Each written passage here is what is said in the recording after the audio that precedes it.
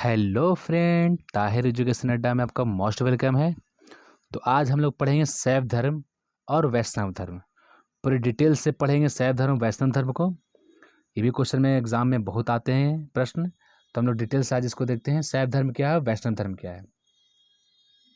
और हम लोग का जो एनसीईआरटी सार संग्रह का जो सीरीज चल रहा है, प्राचीन सभ्यता से लेकर आज शैव धर्म तक चल रहा है। ठीक है, हर चैप्टर को मैं पढ़ाकर उसका टेस्ट लेता हूँ। कल बौद्ध धर्म को पढ़ाकर मैं टेस्ट ले चुका हूँ, अब ये शैव धर्म को मैं पढ़ा रहा हूँ आज। एक शैव धर्म कहते हैं किसको, ठीक है, हम डिटेल समझिएगा। देखिए, भगवान शिव को जो मानते हैं उसको शैव धर्म कहते हैं। ठीक है, जो लॉर्ड शिवा को जो मानते हैं, जो भगवान शिव को मानने वाले को शैव धर्म कहा जाता है, ये ध्यान रखिएगा। अब ये भगवान शिव का अगर अस्तित्व की बात की जाए तो इनका अस्तित्व बहुत पुराना है। अब सिंधु सभ्यता, हड़प्पा सभ्यता से देख लीजिए। ठीक है, और देख लीजिए, अगर हम लोग मान लिया जाए ये भारत है, ठीक है, ये विंध्य पर्वत पर डिवाइड हो गया भारत का। ये हो गया उत्तर भारत, एक हो गया दक्षिण भारत। तो उत्तर भारत में अगर शैव धर्म को जो लोग मानते हैं उसको शैव धर्म मानते हैं, यानी जिसको जो भगवान शिव को मानते हैं उत्तर भारत में उसको शैव धर्म कहते हैं। ठीक है, और जो भगवान शिव को दक्षिण भारत में मानते हैं उसको नयनार बोलते हैं। क्या बोलते हैं, ये याद रखिएगा। दक्षिण भारत में भगवान शैव धर्म को मानने वाले यानी भगवान शिव को मानने वाले को नयनार कहते हैं। उत्तर भारत में क्या कहते हैं, शैव धर्म कहते हैं भगवान शिव को मानने वाले को। और दक्षिण भारत में क्या कहते हैं, नयनार कहते हैं। ये बहुत मोस्ट इंपॉर्टेंट है कि नयनार किससे संबंधित है, तो नयनार शैव धर्म से संबंधित है। भगवान सिंधु सभ्यता में भगवान शिव का सबसे पहला प्रमाण मिला है। ठीक है, जब हम सिंधु सभ्यता देखें, इनका अस्तित्व बहुत पुराना है। भगवान शिव का अस्तित्व बहुत पुराना है। हम लोग सिंधु सभ्यता से देख लेंगे, इनका स्टार्टिंग का प्रमाण अगर बोला जाए तो मिल जाता है।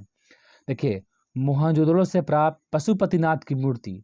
पशुपतिनाथ किसको बोला जाता है, तो भगवान शिव का नाम है पशुपतिनाथ, यानी भगवान जो शिव हैं उनका एक नाम है पशुपति। ठीक है, और कहाँ से मिला ये मूर्ति, तो मोहनजोदड़ो से, हड़प्पा के जो मोहनजोदड़ो शहर है वहीं से मिला है पशुपतिनाथ की मूर्ति। तो उस समय एक आंकड़ा लगाया जाता है कि भगवान शिव का अस्तित्व जो है हड़प्पा सभ्यता के समय से है। उनके पशुपतिनाथ जो मूर्ति मिली है उनके चारों ओर एक हाथी, गेंडा, चीता और भैंसा का चित्र है। किसके, पशुपतिनाथ मूर्ति के। कहाँ से मिली है, तो मोहनजोदड़ो से मिली है। अगर भगवान शिव के अवतारों की बात किया जाए तो ये टोटल 28 अवतार इनके माने गए हैं। भगवान शिव के 28 अवतार टोटल माने गए हैं, ये याद रखिएगा, क्वेश्चन पूछता है। डांस की बात की जाए तब भगवान शिव को 108 तरह के नृत्य शैली पता था, क्योंकि भगवान शिव तो जो तांडव करते थे बहुत फेमस है। तो भगवान शिव को 108 तरह का डांस पता था। और एक नटराज मूर्ति जो है देखे होंगे आप लोग, वो भी उसमें भी डांस करते हुए दिखाया गया भगवान शिव को। भगवान शिव के 8 प्रकार की मूर्ति की पूजा की जाती है। इसमें 4 विनाशकारी है और 4 कल्याणकारी है। विनाशकारी का मतलब भयानक रूप, खतरनाक रूप। ठीक है, विनाशकारी के रूप में बात करें तो रुद्र नाम भी आ जाएगा। क्या नाम आएगा, रुद्र। रुद्र नाम आ जाएगा किसमें, विनाशकारी में आ जाएगा रुद्र नाम। और कल्याणकारी में आ जाएगा क्या, भाव, सर्व, पशुपति, भूपति, सब किस में आ जाएगा, कल्याणकारी में आ जाएगा। ऋग्वेद में शिव के लिए रुद्र नामक देवता का उल्लेख है। मैं ऋग्वेद पढ़ा चुका हूँ पूरी डिटेल से। तो ऋग्वेद में जो ऋग्वेद बुक है उसमें भगवान शिव के लिए रुद्र नामक देवता का उल्लेख किया, उन्हें रुद्र बोला गया, भगवान शिव को रुद्र बोला गया। रुद्र जो रूप है ये विनाशकारी रूप है, याद रखिएगा। अथर्ववेद में शिव के लिए भव, सर्व, पशुपति, भूपति कहा गया है। किस वेद में बोला गया है, अथर्ववेद में भगवान शिव को भव, सर्व, पशुपति, भूपति कहा गया है। ये सब जो है कल्याणकारी रूप है भगवान शिव का। टोटल 8 प्रकार की मूर्ति की पूजा होती है। 4 प्रकार होते हैं, एक 4 प्रकार विनाशकारी और 4 होता है कल्याणकारी। तो ये जो भाव, सर्व, पशुपति, भूपति है वो कल्याणकारी रूप है भगवान शिव का। लिंग पूजा का पहला स्पष्ट प्रमाण मत्स्य पुराण में मिलता है। भगवान शिव की जो लिंग पूजा होती है ये पहला जो स्पष्ट प्रमाण मिलेगा ये मत्स्य पुराण में मिलेगा, याद रखिएगा, मोस्ट इंपॉर्टेंट है ये, कई बार क्वेश्चन पूछता है। अब देखेंगे, गुप्त काल में शिव को हरिहर कहा गया है। हरि किसको बोला जाता है, हरि विष्णु भगवान को बोला जाता है, हर किसको बोला जाता है, शिव भगवान को बोला जाता है। ठीक है, तो हरिहर का रूप जो मिला है गुप्त काल में, शिव को हरिहर कहा गया, याद रखिएगा। और भगवान शिव को अर्धनारीश्वर भी कहा गया है। ठीक है, एक रूप है अर्धनारीश्वर। भगवान शिव का मोस्ट इंपॉर्टेंट है ये, भगवान शिव का एक रूप है अर्धनारीश्वर। ठीक है, याद रखिएगा, जिसमें आधा शिव और आधा पार्वती का रूप है, अर्धनारीश्वर। मोस्ट इंपॉर्टेंट है, याद रखिएगा। ठीक है, गुप्त काल में मिला है। अब मेगास्थनीज जो है, भगवान शिव को डायनेसियस कहा है। मेगास्थनीज ने अपनी पुस्तक इंडिका में भगवान शिव का जिक्र किया है, लेकिन भगवान शिव को किस नाम से जाना है उस बताया है, डायोनीसस। डायोनीसस नाम से भगवान शिव को बताया है मेगास्थनीज ने अपनी पुस्तक इंडिका में। और भगवान शिव के बारे में अगर थोड़ा सा बात किया जाए, परिचय के बारे में बात किया जाए भगवान शिव के, ठीक है, तो भगवान शिव की 2 पत्नी थी। ठीक है, भगवान शिव की 2 पत्नी थी। इनका जो हथियार था धनुष था। क्या था? धनुष था। उसको क्या बोलते? पिनाक। पिनाक धनुष है भगवान शिव का, याद रखिएगा। ये धनुष को राम जी ने तोड़ा था। ठीक है, भगवान शिव का क्या धनुष है? पिनाक। ठीक है, और एक त्रिशूल है। भगवान शिव के 2 पुत्र हुए, एक हुए गणेश और एक हुए कार्तिकेय। भगवान गणेश के जो सवारी हुई मूषक हुई, और कार्तिकेय की जो सवारी हुई वो हुई मोर हुई, याद रखिएगा। और सबसे पहले अगर पूजा होती है तो भगवान गणेश की पूजा होती है, ये भी ध्यान रखिएगा। वामन पुराण में शैव संप्रदाय की संख्या 4 बताई है। कितनी बताई है? 4 बताई है। पहला जो संप्रदाय है वो है पशुपत संप्रदाय। मोस्ट इंपॉर्टेंट है, याद रखिएगा इसको। पशुपत संप्रदाय है, ये ध्यान रखिएगा। शैव का सबसे प्राचीन संप्रदाय कौन सा है? पशुपत संप्रदाय। शैव धर्म में सबसे कोई पुराना संप्रदाय है 4 संप्रदाय में तो पशुपत संप्रदाय। लेकिन याद रखिएगा, भारत में बोलेगा सबसे प्राचीनतम संप्रदाय, याद रखिएगा, मतमयूर संप्रदाय है। कौन है? मतमयूर संप्रदाय, ये याद रखिएगा। ये क्वेश्चन कई बार पीसीएस में पूछ चुका है कि भारत में शैव संप्रदाय का सबसे पुराना संप्रदाय कौन है भारत में? तो मतमयूर संप्रदाय। ठीक है, पशुपत संप्रदाय के जो संस्थापक थे वो कौन थे? लकुलिस। और जो पशुपत संप्रदाय को जो मानता था, अनुयायी जो थे, उसको पंचार्थिक कहा जाता है, ये ध्यान रखिएगा। आप पशुपत संप्रदाय का जो ग्रंथ है, पवित्र ग्रंथ है, उसको बोलते हैं पशुपत सूत्र। ठीक है, आप पशुपत संप्रदाय का जो मानते थे अनुयायी, उसको क्या बोलते थे? पंचार्थिक, ये ध्यान रखिएगा। भारत शैव धर्म का सबसे प्राचीन संप्रदाय कौन है? पशुपत संप्रदाय। लेकिन भारत में कौन है सबसे प्राचीन? तो मतमयूर संप्रदाय, ये भी शैव धर्म का है। अब आ जाइए कपालिक संप्रदाय। इसमें भैरव को मानते हैं। ठीक है, इसमें भैरव को मानते थे। इनका जो प्रमुख केंद्र था कहाँ था? सिरसैल नामक स्थान पर था। किसका? कपालिक संप्रदाय का। एक हुआ कालामुख संप्रदाय। ठीक है, कालामुख जो संप्रदाय है वो कपालिक संप्रदाय से ही निकला है। कालामुख संप्रदाय जो थे, ठीक है, एक तरह से मान लीजिए अघोरी टाइप। अघोरी जानते होंगे आप लोग, अघोरी टाइप। इसमें जो है ये होता था क्या, इसमें नर का पाल यानी मनुष्य के जो खोपड़ी होता था, उसमें भोजन, पानी पीना, शराब पीना, ठीक है, ये किस में करते थे? तो नर का पाल में, यानी मनुष्य का जो मूड़ी होता था, खोपड़ी होता था, उसमें खाना खाते थे, पानी पीते थे और शराब पीते थे, कालामुख संप्रदाय के लोग।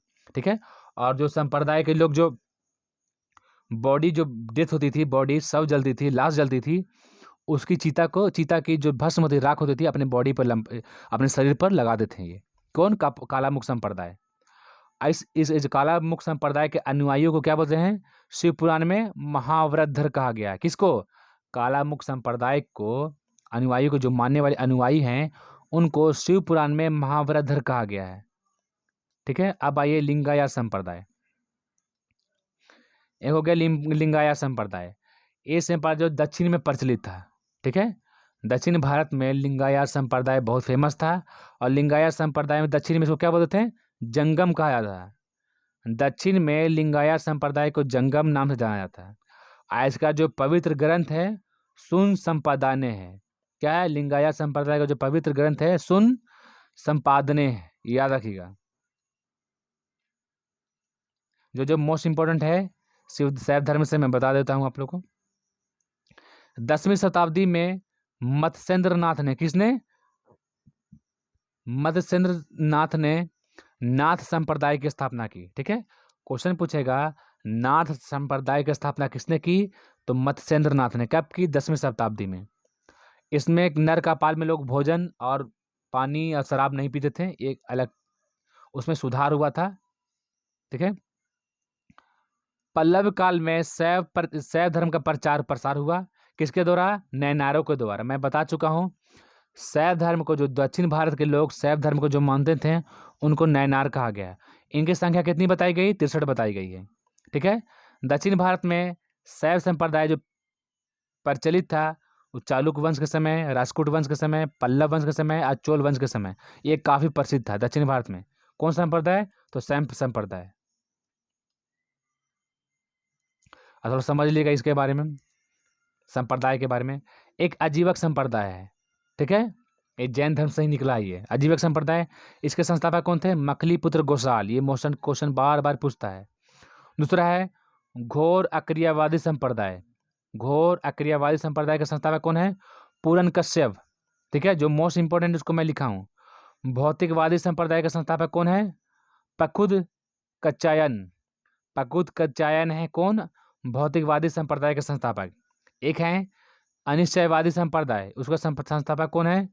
संजय वेठली पुत्र। ठीक है, जो मोस्ट इंपोर्टेंट था क्वेश्चन में आता है वो मैं बता दिया हूं। अब देखिए थोड़ा मंदिर के बारे में देख लेते हैं हम लोग। एलोरा के प्रसिद्ध कैलाश मंदिर। कैलाश मंदिर किससे संबंधित है? भगवान शिव से संबंधित। कैलाश मंदिर कहाँ है? तो एलोरा में है। इसका निर्माण किसने करवाया? इसका निर्माण राजपूत ने राष्ट्रकूट के द्वारा। किसके द्वारा? राष्ट्रकूट के द्वारा। राष्ट्रकूट के द्वारा करवाया गया। राष्ट्रकूटों के द्वारा एलोरा में कैलाश मंदिर का निर्माण करवाया गया। ठीक है, याद रखिएगा। दूसरा पॉइंट देख लीजिए, चोल शासक राजराज प्रथम। ठीक है, चोल वंश के जो शासक थे राजराज प्रथम ने तंजौर में, कहा? तंजौर में। तंजौर कहाँ है? तो तमिलनाडु में है। तंजौर में राजराजेश्वर शैव मंदिर का निर्माण करवाया। राजराजेश्वर मंदिर को बृहदेश्वर मंदिर भी कहा जाता है। राजराजेश्वर मंदिर को, ठीक है, ये कौन सा मंदिर है? तो शैव मंदिर यानी भगवान शिव का मंदिर है। इसको बृहदेश्वर मंदिर भी कहा जाता है। किसको? राजराजेश्वर मंदिर को। किसका निर्माण किसने कराया? तो चोल शासक राजराज प्रथम ने करवाया। ठीक है, कैलाश मंदिर देख लीजिए थोड़ा सा। नेपाल की राजधानी काठमांडू में। नेपाल की राजधानी कहाँ है?